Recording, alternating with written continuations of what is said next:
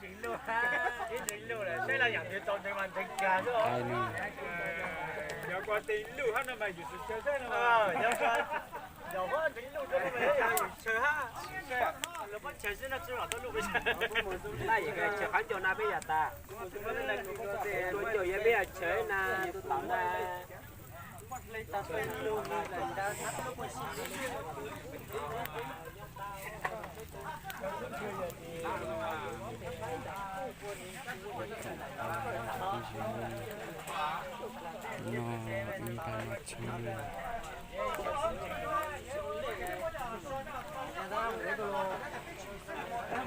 hôm nay chuẩn bị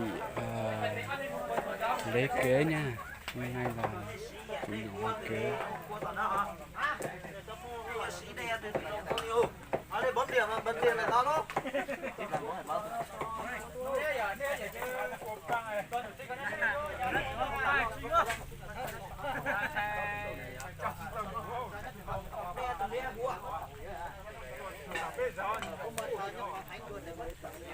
Ô, giờ hậu cái loại gì mà? Ô, chuẩn bị cho máy tập.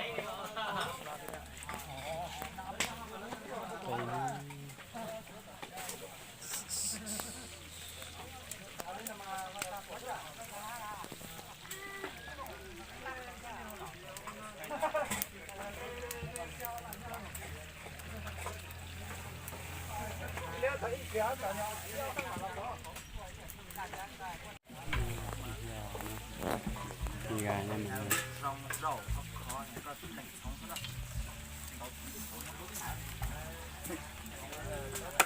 Chúng có hảo có chơi. Đâu thủ chúng là chúng biết hảo là nhất.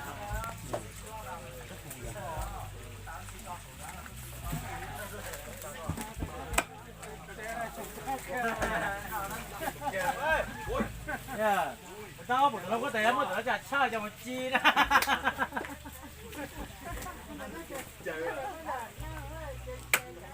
Là cậu gà nước này mà làm cho nó gà nha, thịt nướng nha người. Hôm nay là lấy kế của bạn nha, nên mình qua đây giúp bạn làm.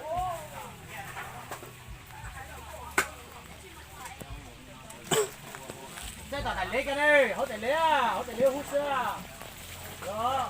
Đây là tôm với lại thịt chiên.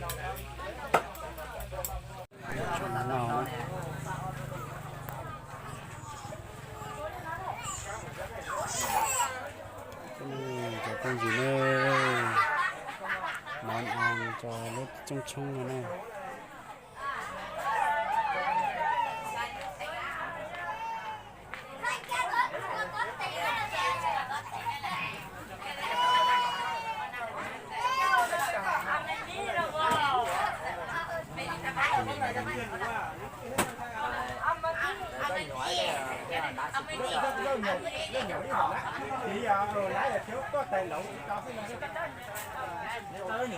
Tao na lẩu xuống à, tao na. Đấy là ra đó. Tao lẩu à.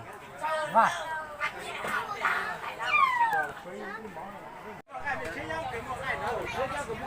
Ta cái nó.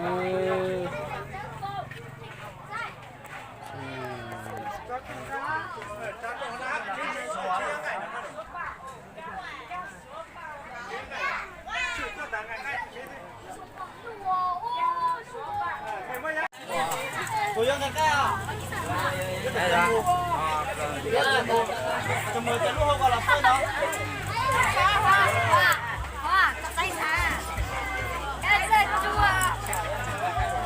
Con nó cô dân cái à? Nó cô dân. Dạ vậy tụi nó bỏ về đây.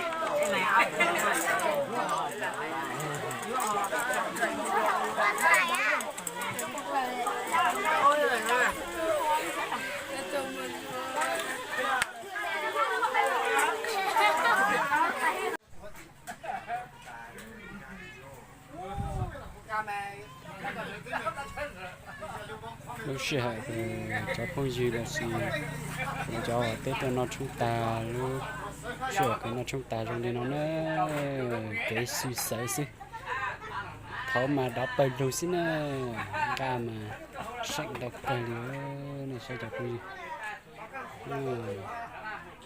để nó quy ở lúc trẻ nó sống thì chỉ ở lúc trẻ cái nó ấy chơi này lúc trẻ nó chơi thì nó cho thì hậu lúc trẻ cái nó chơi thì nó đâu cây đi chỉ tao chọn cho nên sẽ là sai lầm nữa tao chọn là xin này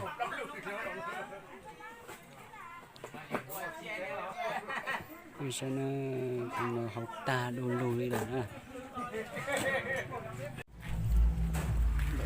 là lùi chế nó trong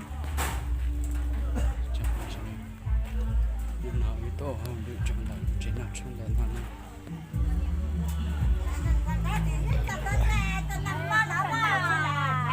hôm nay là lễ cưới của bạn nha, mình đi giúp họ làm việc chuẩn bị cho lễ cưới. Bây giờ mình đang về nhà lấy đồ nha, tí mình lại gọi lại nha các bạn.